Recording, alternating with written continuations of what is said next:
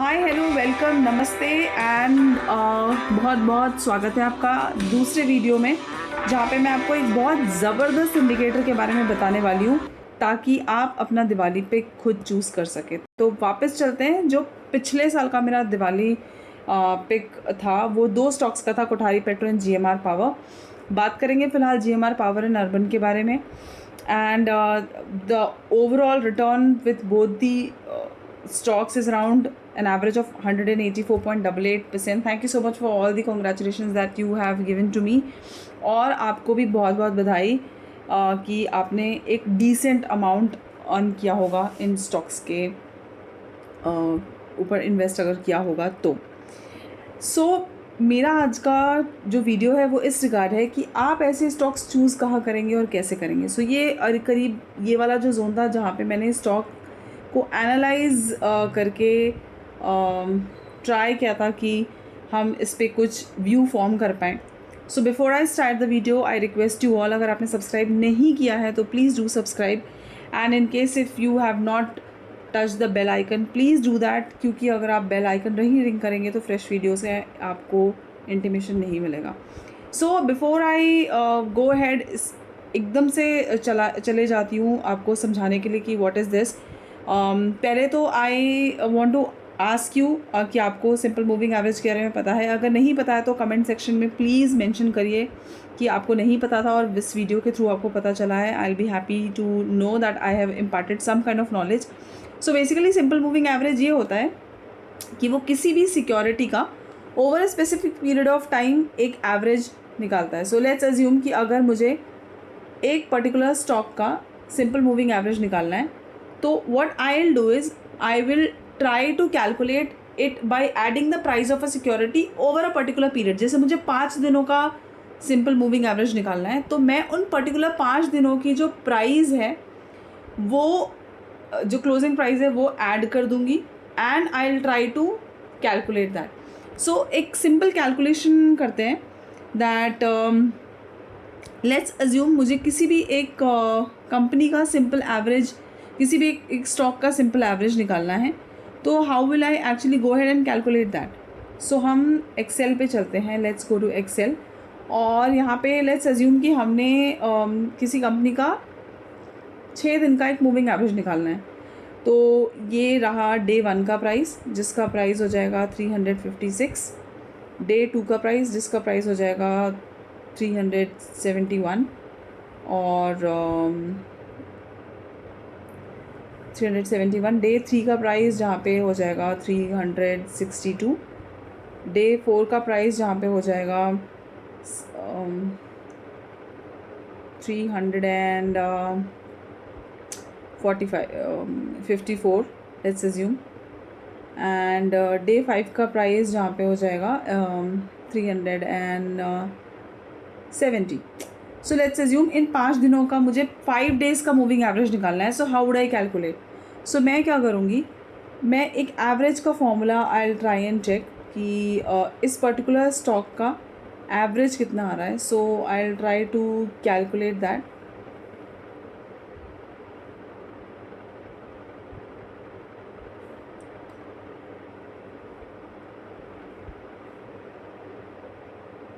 Just a minute.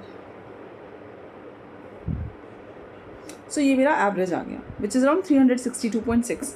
So this is how a simple moving average works. तो आपको किसी भी पर्टिकुलर स्टॉक का सिंपल मूविंग एवरेज ऐसे ही मिलता है।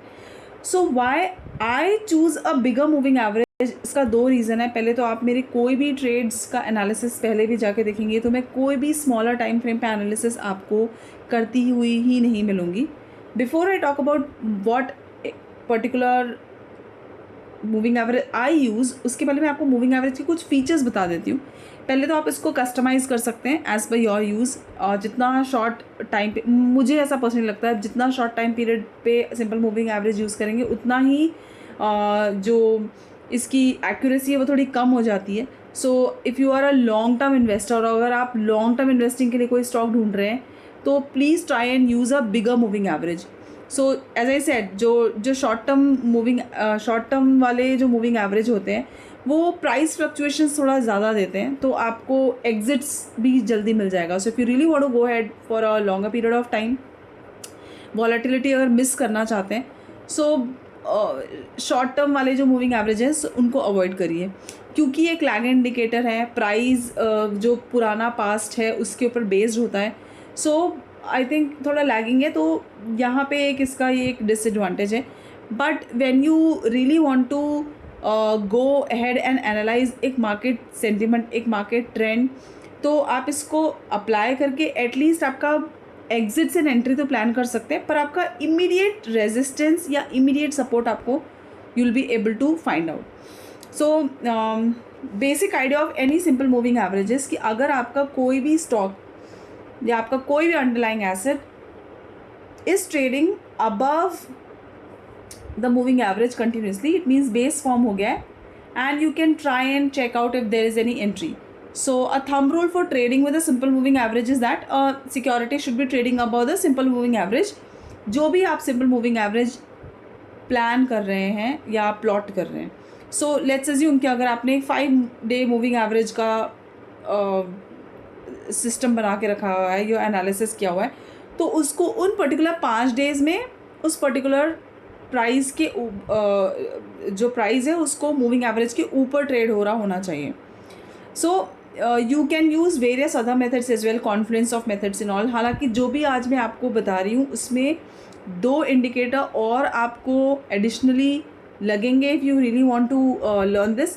तो ये वीडियो पूरा तो नहीं होने वाला, because that will be a huge explanation and I don't want to make such big video और it will create a mess for you also.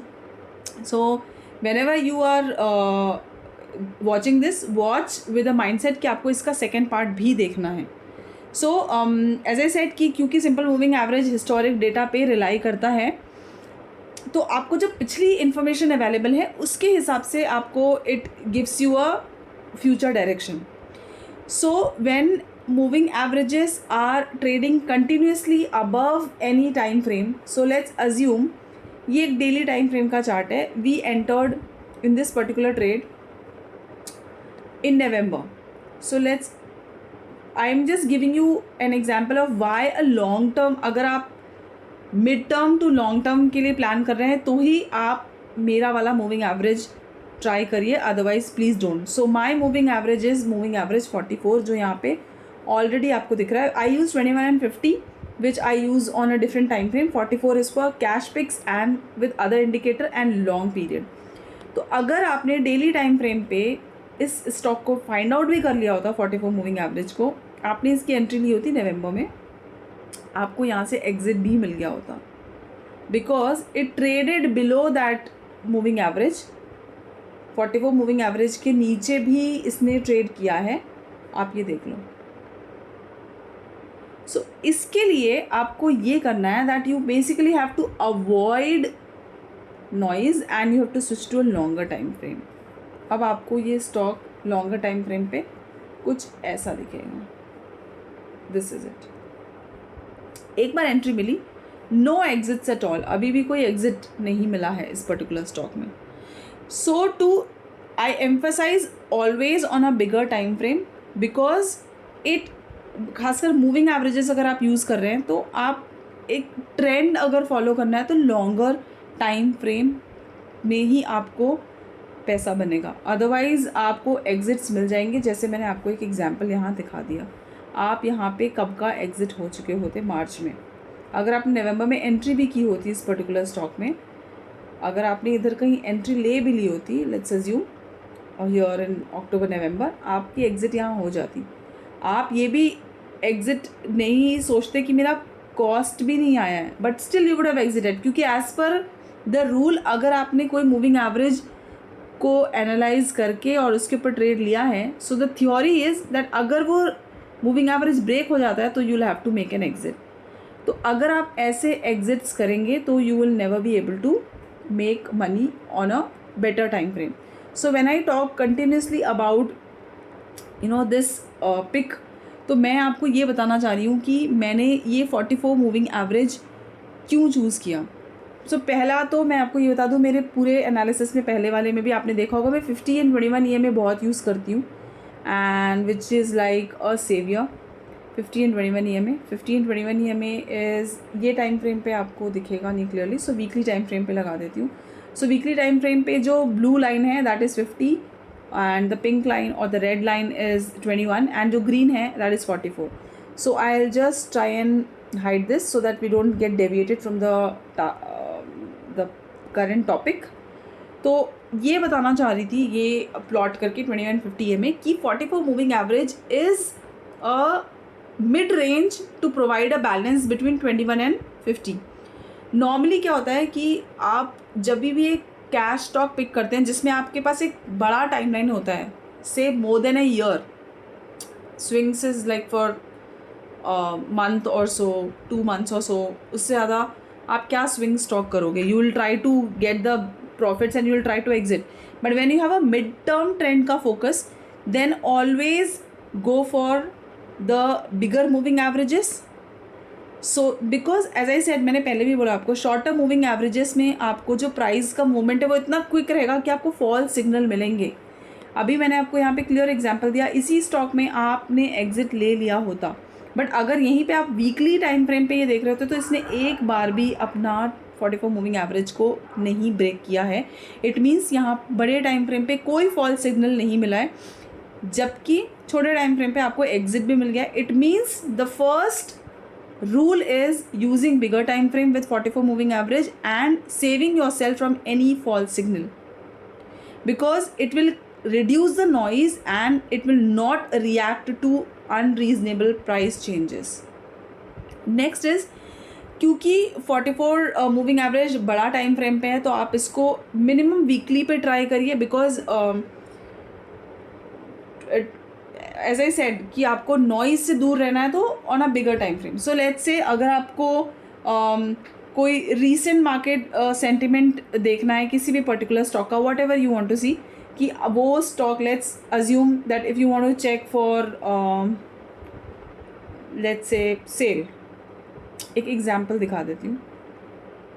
सो अगर आपको सेल का टाइम फ्रेम चेक करिए तो sell is above 44 moving average clearly. Also और बड़े time frame पे if you want to see, you can see it has not given any sell signal till now.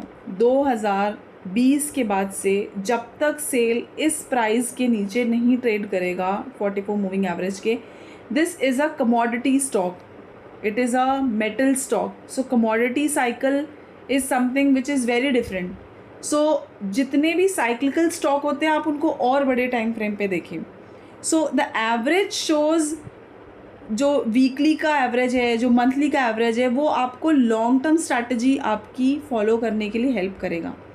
So the flexibility of the moving averages on a bigger time frame is a की advantage कि आप उसको अपने हिसाब से analyse कर सकते हैं. So switching back to GMR.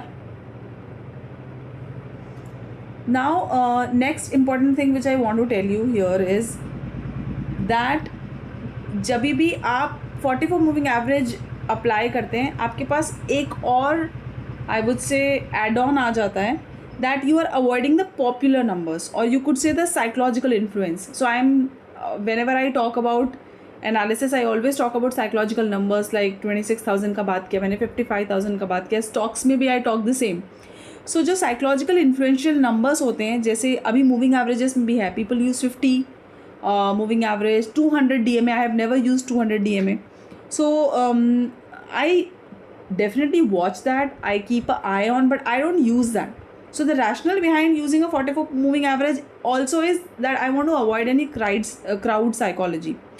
So the price action जो होता है वो कई बार commonly used level से भी reverse कर जाता है, या वहाँ से breakdown मिलेगा and then it turns out to be so smartly played at those levels कि मैं बहुत अवॉइड करूँगी कि ऐसे वाले जो सिग्नल हैं वहाँ पे I would not like to get influenced by the collective actions of other traders.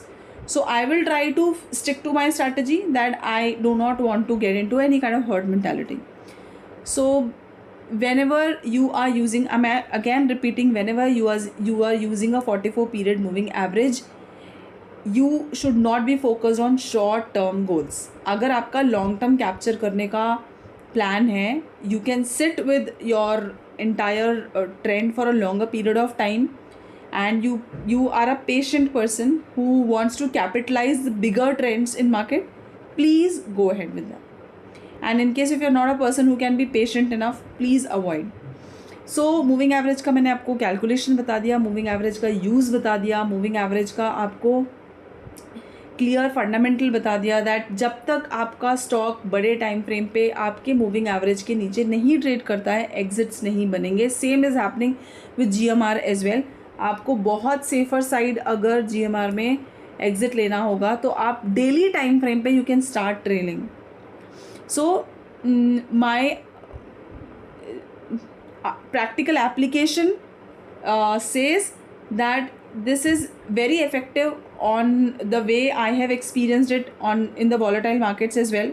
At least आपको false signals तो नहीं मिलेंगे. That is very important.